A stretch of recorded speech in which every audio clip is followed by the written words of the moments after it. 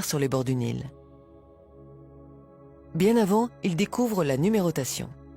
Ils partent du simple principe de 1 à 10 en comptant les doigts de la main. Ensuite, ils comptent les doigts des pieds, plus 10, et ainsi s'approprient la numérotation 10 par 10 par 10. C'est le même système que l'on utilise de nos jours. Après le langage, la numérotation est la deuxième chose que l'humanité a apprise, bien avant l'écriture. La numérotation par 10 est pour les humains la première porte d'entrée de la compréhension scientifique de l'environnement. C'est une sorte de pont entre le primitif et l'intelligence. Les Égyptiens observent que l'année est faite de 365 jours plus 1. Ils la découpent en 3 saisons de 4 mois, donc 12 mois. Les saisons s'appelaient inondation, germination et récolte.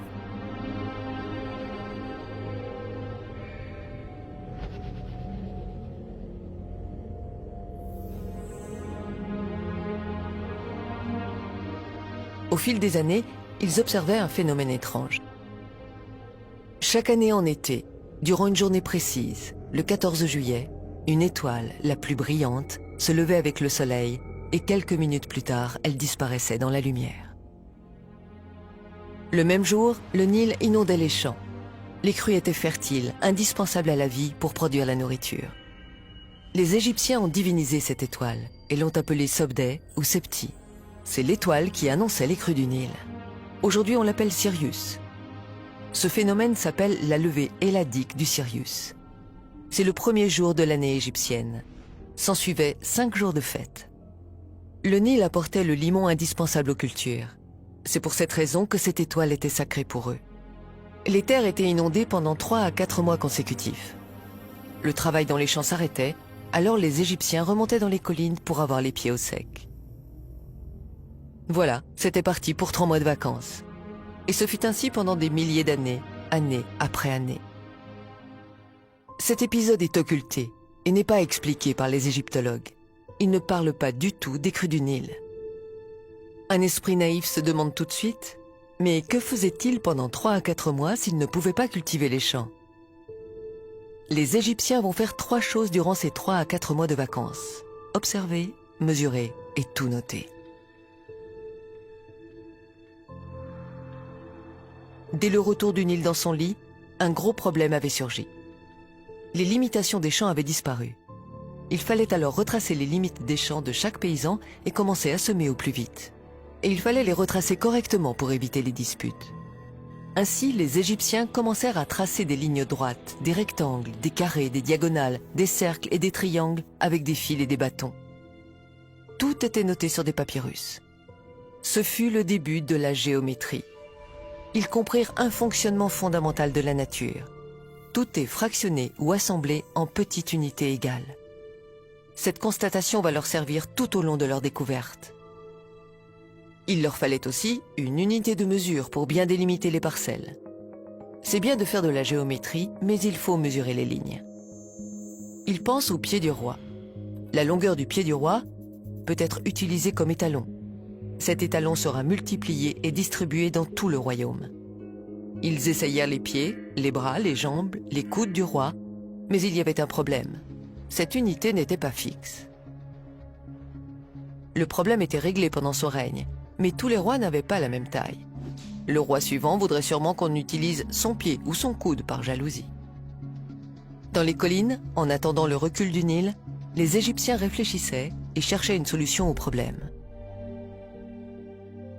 Il fallait que cette unité de mesure ait une longueur fixe dans le temps, si possible, qu'elle ne change jamais. Ils observèrent la taille de différents végétaux, celle des fruits, des graines, tout objet y passa. Mais tous ces objets n'avaient pas de taille fixe. Par exemple, si on arrosait bien une graine, l'année suivante, sa taille changeait. Et sur des longues distances, la différence devenait vite importante. Tout d'un coup, ils ont eu l'idée de mesurer l'eau. Oui, l'eau douce du Nil. Ils mesurèrent une goutte et ensuite une autre. Elles avaient toutes la même taille. Du bas Nil jusqu'au haut Nil, les gouttes avaient la même taille. Ils remarquèrent que la taille de la goutte d'eau ne changeait pas année après année. C'est génial. Les Égyptiens ont trouvé l'unité unique. Le diamètre de la goutte d'eau sur une surface imperméable, comme du granit ou de l'alabastre, est constant. Il mesure 1 centimètre. Aujourd'hui, une vidéo incroyable dans laquelle vous allez plonger au cœur de la première étape du projet Serapeum. Oula, oula, oula, oula, oula. Donc ça c'est l'arête N sur le schéma. Est-ce que les Égyptiens connaissaient le mètre ou pas? J'en sais rien. En plus t'as vérifié la mesure, hein, tu l'as mesuré 2 fois. Je double toutes les mesures à chaque fois. Ouais, ok. Donc là, on est 1 sur mètre. 1,000 mètre. 1 mètre pile mesuré au laser 2 fois de suite. Ils vont nommer cette petite unité doigt royal. 10 gouttes d'eau, soit 10 doigts royaux, égale une main royale. 100 gouttes d'eau, donc 100 doigts royaux, ou 10 mains royales, égale une jambe royale. Des siècles plus tard, on sortira ces découvertes des coffres secrets et on les renommera différemment. Le doigt royal sera appelé le centimètre, la main royale le décimètre et la jambe royale le mètre. On les présentera comme des découvertes récentes et on se les appropriera made in France. Le diamètre de la goutte d'eau douce mesure ce qu'on appelle aujourd'hui 1 centimètre. L'eau est une constante universelle. La taille de la goutte d'eau douce ne changera jamais pendant des milliers et des millions d'années. Oui, l'unité universelle, le mètre, n'a pas été inventée en 1780, mais elle fut découverte par les Égyptiens il y a des millénaires. Le mètre est une unité universelle parce qu'elle est mesurée sur l'eau. L'eau est la seule matière qui soit stable. Tous les autres matériaux ou objets sont difficiles à mesurer ou alors ils varient dans le temps. L'architecture de l'univers entier est construite sur cette unité. Sur le mètre, cette unité immuable, ont été définies les 6 unités fondamentales de la physique et de la chimie d'aujourd'hui.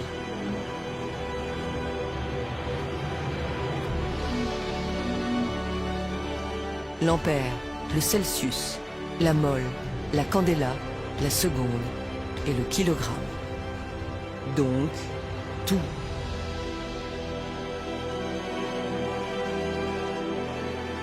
Maintenant que les Égyptiens ont découvert le mètre, ils peuvent tracer les parcelles sans problème. Avec le mètre, ils vont tout mesurer et tout noter.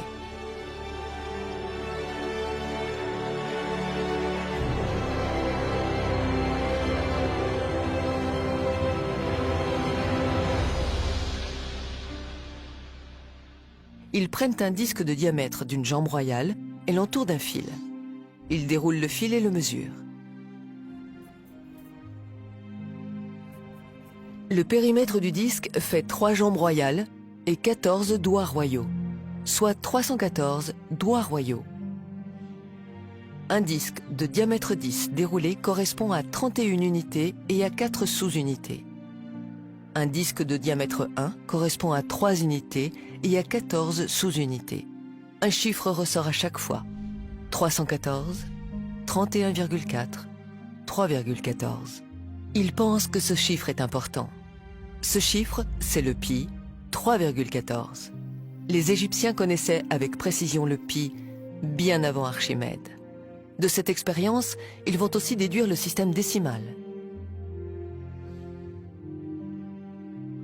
Ils découpent le disque en 6, le mesurent sur la jambe royale, le mètre.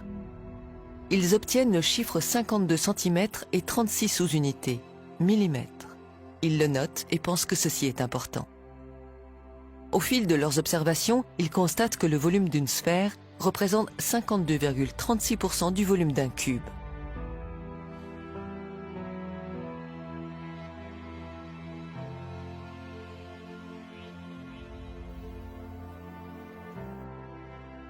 À chaque fois que le volume du cube et de la sphère augmente proportionnellement, ce chiffre ne varie pas. Ils viennent de découvrir l'une des constantes universelles les plus importantes gardées secrètes, le 52,36. Par 2 fois, dans les volumes et dans les formes, ce chiffre est partout. Donc, ce qui m'a le plus étonné, c'est le type éthiopien qu'elle représente. J'ai pensé qu'il y avait eu sans doute des Noirs dans ce pays, et cela aux premiers âges du monde. Une fois installés, ils vont développer une écriture semblable en fond et en forme aux hiéroglyphes égyptiens. Loin de l'Afrique, les Égyptiens vont inventer une nouvelle écriture, mais dans le même esprit que les hiéroglyphes. Ils continueront à développer leurs croyances et leur savoir grâce aux souvenirs de leurs lointains ancêtres.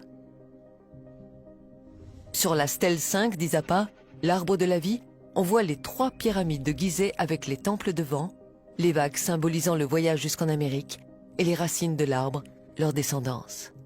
Et enfin, la grande vague apocalyptique. Voici des détails des stèles E et D de Quirigua.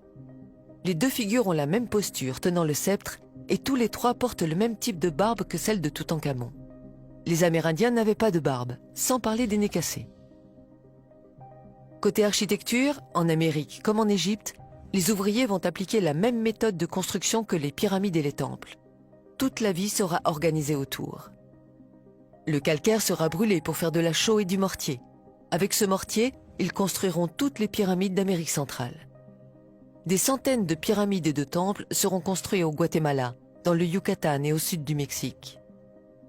Tous ont été construits par les Afro-Égyptiens en béton fait de cendres volcaniques mélangées à la chaux. Ils seront tous alignés avec Sirius, les étoiles de la constellation d'Orion. Plus tard, ils se déplaceront à Teotihuacan et Tula. Ici, ça ne serait pas des blocs entiers en béton comme en Égypte, mais de la pierre naturelle volcanique reliée avec du béton. La méthode de construction est la même que pour la pyramide de Khéops via des couloirs. Bien entendu, la cité de Tula et Teotihuacan seront construites avec le mètre égyptien comme mesure. Les Égyptiens vont aligner la cité de Teotihuacan avec... Maintenant, vous le savez. La cité sera alignée à 14 degrés 7, non avec le nord, mais avec le sud-ouest, avec Bételgeuse, Al-Nilam et Rigel, passant par l'axe de l'hémisphère le 20 novembre à minuit 00, autour de moins 2200 ans avant Jésus-Christ. Cet alignement s'observe durant ces années-là, à plus ou moins 50 ans près, ce qui nous indique la date de la construction de la cité de Teotihuacan. Ici, ils feront demi-tour. Ces édifices n'ont pas été bâtis par les Mayas. Des siècles plus tard, les Mayas et les Incas ont aménagé leur vie sur ces cités à la suite du départ des Africains. La légende expliquant que c'étaient les dieux qui étaient descendus pour construire ces temples a perduré. La cohabitation semblait impossible entre ces 2 civilisations très décalées technologiquement. Suite à des guerres avec les autochtones moins développés qu'eux, les Afro-Égyptiens, ou comme on peut les appeler maintenant les Améro-Égypto-Africains, vont migrer peu à peu vers les côtes du Pacifique Sud et vont abandonner ces lieux que les locaux vont s'approprier. Ils s'installeront dans des endroits reculés et sur les hauteurs, peut-être pour avoir la paix. Partout où ils se rendent avec leurs lentilles solaires puissantes, ces hommes sont pris pour des dieux. Partout, ils laissent leurs empreintes et leurs légendes. Il se peut qu'il y ait eu un grand cataclysme, un tsunami géant de 300 mètres qui a balayé toute la péninsule du Yucatan. Les rescapés, égyptiens et la population locale abandonnèrent les lieux rapidement et descendirent au sud. 4500 km séparent Caral de Calakmul. Là encore, il y a des pyramides, alignées avec Sirius, et le site est construit avec le maître.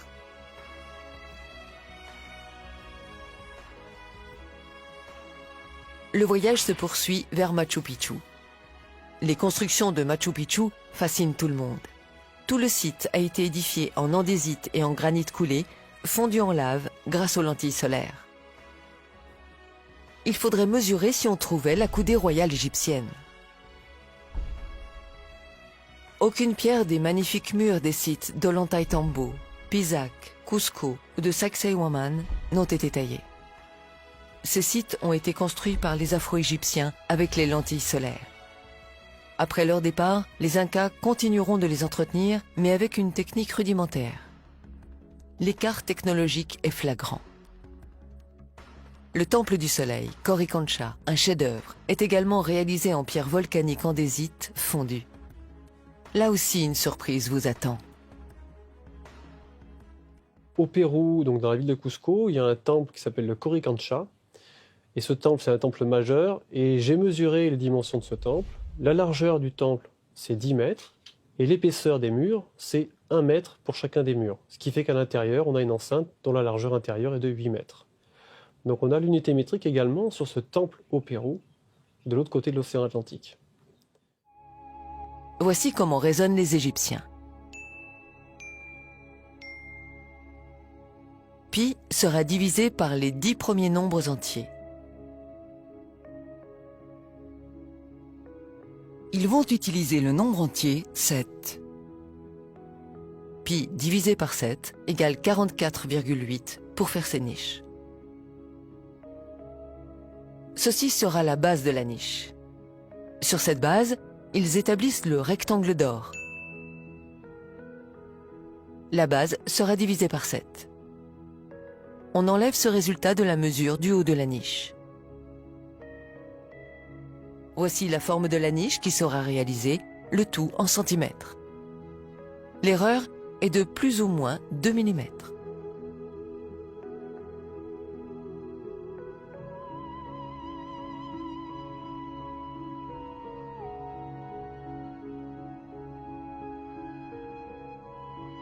Franchement, au vu de cette géométrie appliquée, pensez-vous toujours que ces bâtisseurs sont les Incas ?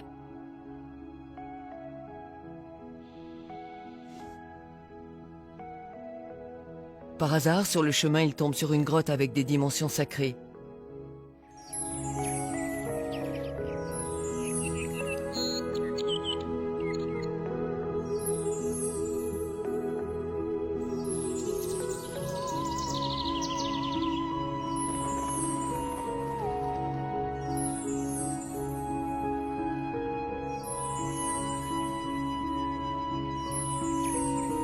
Solon, Archimède, Hippocrate et des centaines d'autres séjourneront durant 15 ou 20 ans en Égypte.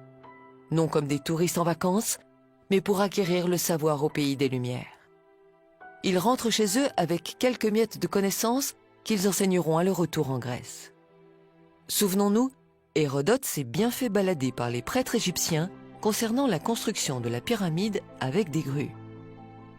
Les Grecs soutireront aux Égyptiens quelques formules sur la fabrication du béton et quelques bases d'architecture pour construire leur premier temple. L'architecture du temple de Djoser, construit 2400 ans plus tôt, sera fidèlement copiée par les Grecs. Le temple d'Athéna, le Parthénon, Erechtheion seront réalisés en béton calcaire. Le marbre sera également coulé et non pas taillé. Ce procédé sera copié plus tard par les Romains. Mais cela ne leur suffisait pas, car les savants égyptiens ne lâchaient pas grand-chose. Il devenait crucial pour les Grecs de mettre la main sur l'Égypte. Tous unis autour d'Alexandre de Macédoine, les Grecs partiront envahir l'Égypte. Après qu'Alexandre ait battu les Perses à Granique, son premier objectif fut d'envahir, non, l'Égypte. Pour les Grecs, Alexandre méritait bien son nom, le Grand. Après sa mort, son meilleur ami Ptolémée s'installera en Égypte comme roi et ne retournera plus jamais en Grèce. C'est comme si le chef du village devenait du jour au lendemain le dirigeant de la Silicon Valley. Telles étaient la Grèce et l'Égypte à cette époque. Ses enfants, ses petits-enfants, des dynasties entières ptoléméennes régneront en Égypte. Il est clair que les Grecs n'avaient pas choisi de s'installer dans le tiers-monde. Les Romains, en s'emparant à leur tour de ce savoir, vont construire leurs villes et leurs empires. On entend parler de ciment et de béton romain, mais avant d'être romain, ce béton était égyptien. Des centaines de temples romains seront rapidement érigés tout autour de la mer Méditerranée. La construction du Colisée dura 10 ans. À l'ouest, le Forum romain fut achevé en 8 ans. Il aurait fallu au moins 200 ans pour les construire en pierre taillée. On sait reconnaître une pierre coulée grâce à l'insertion d'un objet qui n'a rien à faire là, comme dans l'exemple de la pyramide de Méidoum. À Lugdunum, Lyon, se trouve le théâtre antique construit sous le règne d'Auguste. Sur ce site, on voit des blocs en granit, en calcaire et en andésite. Ils sont agencés de manière précise comme à Cusco et comme en Égypte, là où une feuille ne pourrait pas se glisser. Ce sont des minerais agglomérés et coulés en béton géopolymère. Tout au fond, nous trouvons des pierres de l'édifice contenant des morceaux de fer. Ils ont été incorporés tandis que le béton était encore frais. Les Grecs utilisaient une technique semblable. Ils intégraient une armature en fer pour renforcer le béton. Voici Baalbek, dont les immenses pierres font couler tant d'encre. Ces fameuses pierres n'appartiennent pas à des civilisations antérieures lointaines. Les pierres de Baalbek font partie du temple. Elles ont été coulées sur place par les Romains, comme le reste du temple. Elles n'ont pas été taillées, ni déplacées. 600 mètres plus bas se trouve la pierre de la femme enceinte. En dessous et à côté, il y a 2 autres pierres de la même taille en béton de calcaire. Il s'agit des fondations d'un nouveau temple dans la continuité du Baalbek, mais ce projet fut abandonné. C'est bien l'œuvre des Gréco-Romains et non pas celle d'une civilisation disparue il y a 12 000 ans. Tout l'Empire romain sera construit en béton de calcaire. La technique des Égyptiens pour fondre le granit restera secrète pour le grand public. Comme tout le reste de l'Empire, l'Égypte sera pillée à son tour. Après la conquête de l'Égypte, beaucoup d'obélisques égyptiens ont été emmenés en Europe, essentiellement à Rome. Plus tard, ignorant la signification des récits gravés sur des obélisques, ils y posèrent leur croix. Les outils pour extraire et broyer les minerais se développent et deviennent de plus en plus performants. L'ordre des Templiers, soi-disant les gardiens du temple, était en réalité un ordre de bâtisseurs de temples en béton. Ils se soumettront à l'Église après avoir été massacrés en 1312. Les demandes pour faire des églises, des théâtres, des centres culturels, des bâtiments publics et privés deviennent de plus en plus fortes. Les enjeux financiers sont énormes. De nombreuses sociétés de construction en béton voient le jour partout en Europe. Elles s'appellent les Freemasons en Angleterre, les francs-maçons, les compagnons du devoir et d'autres, les maîtres Comanchini. Au fil des siècles, ils se réunissent pour former un seul corps international, les francs-maçons. Ils édictent une règle sacrée. Les plans, les informations, les archives de chaque édifice seront gardées secrètes, cachées au grand public. Ils vont inventer la légende de la pierre taillée pour le commun des mortels. Les minerais pour faire du béton sont extraits plus facilement. La composition des mélanges s'améliore et le processus d'extraction du calcaire, le broyage, la fabrication de la chaux s'industrialise petit à petit. L'Église, donc le Vatican, passera des commandes pour faire des basiliques et des cathédrales et les francs-maçons les construiront en béton. Tout le monde est gagnant. L'Église va propager la légende de la pierre taillée, faite de la souffrance et de la sueur des fidèles. Des milliers de fidèles portés par leur foi immense qui ont taillé des pierres pour la gloire de la Sainte Église. Quand nous visitons ces monuments, nous sommes à la fois émerveillés, mais aussi dubitatifs, avec un sentiment que quelque chose ne tourne pas rond. En fait, les bâtisseurs n'ont pas autant souffert en taillant des pierres que ce qu'on peut imaginer. Ce ne sont pas des fidèles de l'Église qui les ont construites, mais bel et bien des équipes spécialisées et organisées connaissant l'architecture et le béton. Les francs-maçons coulèrent non seulement du béton pour l'Église, mais aussi pour des rois, des ducs, des comtes, pour différents royaumes, petits ou grands, et toutes sortes d'édifices. Le commanditaire le plus important de l'époque était le Vatican. Une autre manière de distinguer une pierre taillée d'une pierre coulée, c'est l'empreinte du tissu. Les maçons utilisaient des tissus en lin pour que le béton puisse se détacher facilement du coffrage. On trouve ces empreintes dans tous les édifices. Ces marques sont visibles sur les premières assises, c'est-à-dire les premières pierres posées au début de la construction. Parfois, ils faisaient des mélanges avec des coquillages, à la manière des anciens Égyptiens. Le béton coulait à flot partout en Europe et dans le monde. Il suffit d'observer les premières assises des édifices pour comprendre qu'il n'y a jamais eu de pierre taillée. Le béton égyptien n'était pas uniquement utilisé pour les églises, mais pour toutes les infrastructures.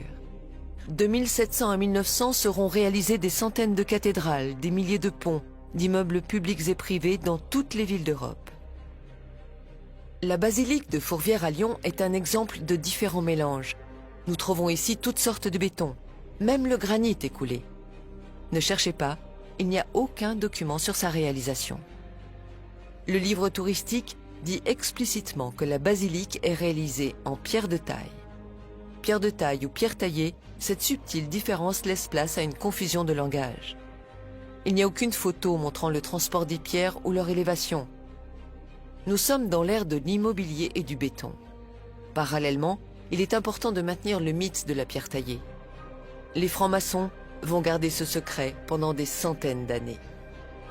Ce n'est pas un hasard. Il s'agit bien du plan de temple d'Amon-Ré à Luxor, répliqué avec fidélité au Louvre et dans les jardins des Tuileries en plein cœur de Paris. Pourquoi la civilisation égyptienne a-t-elle disparu? Ils n'ont pas disparu, mais une partie migrera en Inde dans un climat plus doux. Ceux qui sont restés sur place ont préservé le secret de leur savoir, mais leur pacifisme leur a été fatal. Ils n'avaient pas développé d'armée puissante. Tous ceux qui visitaient l'Égypte repartaient éblouis par le pays des Lumières. Au fil des siècles, le savoir d'Imhotep et des Égyptiens s'échappera et se propagera à travers le monde entier.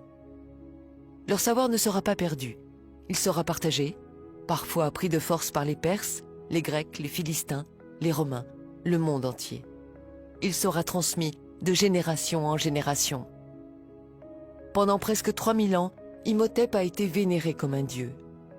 Des pèlerins venaient chaque année de tous les coins du monde jusqu'en l'an 350, date à laquelle Constantin décida de convertir tout l'Empire au christianisme. À partir de cette époque, les temples dédiés à Imhotep le prophète seront détruits et les prêtres massacrés. Les croyances païennes et égyptiennes ancestrales seront toutes effacées. Imhotep sera remplacé par Jésus-Christ et il tombera dans l'oubli.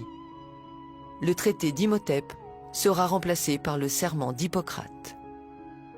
Les Afro-Égyptiens étaient vus comme des dieux pour les peuples qui les rencontraient. Nous réalisons maintenant qui sont ces extraterrestres et ces dieux.